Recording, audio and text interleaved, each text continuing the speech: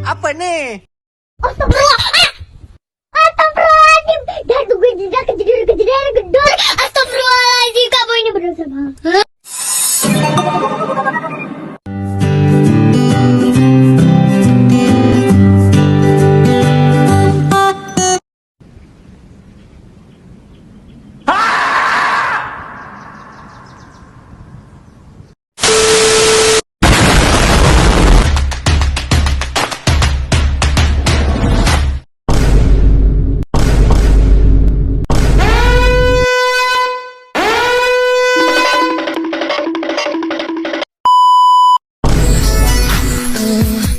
Why don't you bring your girlfriend? The way she eyes me down excites me.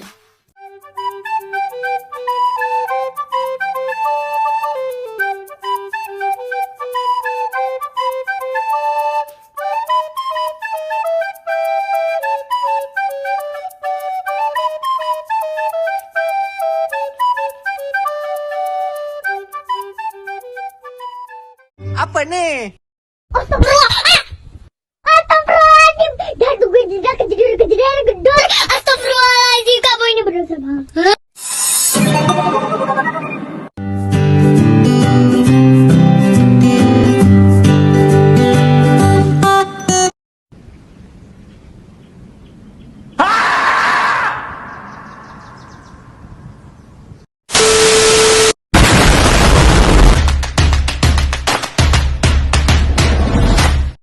Halo guys, perkenalkan saya Nabila Nur Fitri, mahasiswa dari Universitas Mulla Warman dengan program studi Pendidikan Bahasa dan Sastra Indonesia.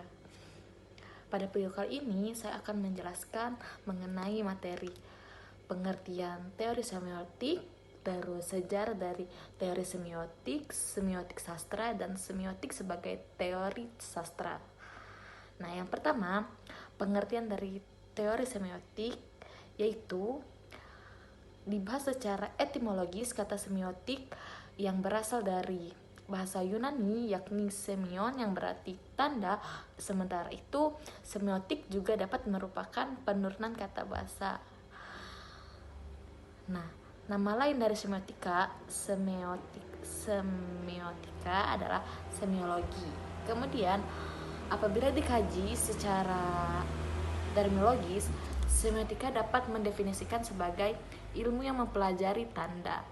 Tanda yang dimaksud, tanda itu sendiri dianggap sebagai suatu dasar konvensi sosial dan memiliki suatu makna yang tertentu.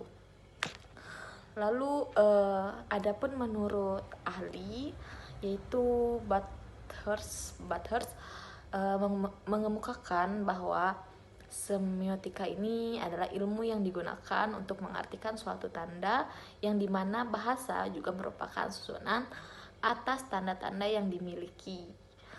Nah, yang memiliki pesan tertentu daripada masyarakat. Tanda ini yang dimaksud berupa lagu, dialog, ataupun musik. Nah, yang kedua, kita masuk ke sejarah teori semiotik.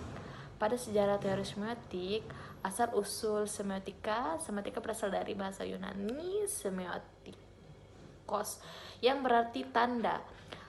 Istilah ini pertama kali digunakan dalam konteks kedokteran untuk merujuk pada interpretasi tanda-tanda penyakit. Seiring dengan berjalannya waktu, semiotika ini berkembang menjadi kajian atau tentang tanda yang berbagai konteks, termasuk komunikasi dan budaya. Perkembangan kontemporer sejak zaman Saussure dan Peirce ini, teori semiotik ialah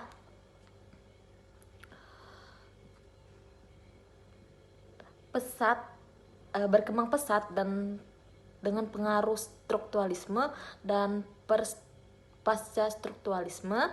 Tokoh-tokoh seperti Umberto Eco dan Jacques Derrida telah menyumbangkan pemikiran baru mengenai bagaimana tanda berfungsi dalam masyarakat modern.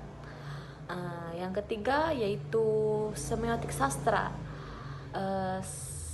Semiotika atau studi tentang tanda atau simbol serta menggunakan atau menafsirkan, memainkan peran penting dalam sastra.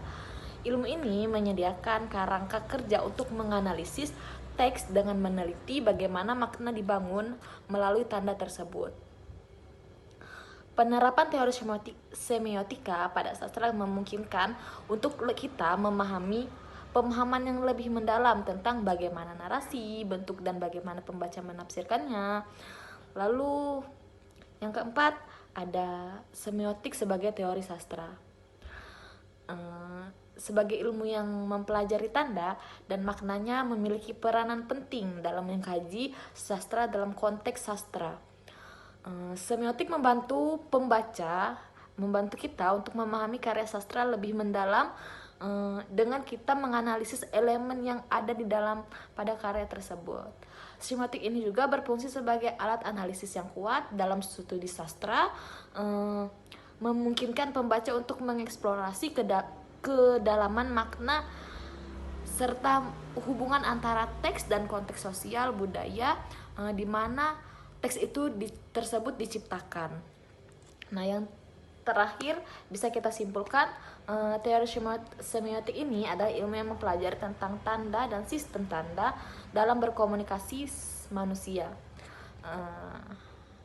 Menurut Ferdinand, tanda atau petanda yang saling terkait melalui konvensi sosial. Di sini juga ada Charles menambahkan dimensi logika dengan membagi tanda menjadi ikon, indeks, dan simbol, serta menekankan pentingnya konteks dalam interpretasi tanda. Oke, itu tadi penjelasan saya tentang mengenai teori semiotik ini tadi.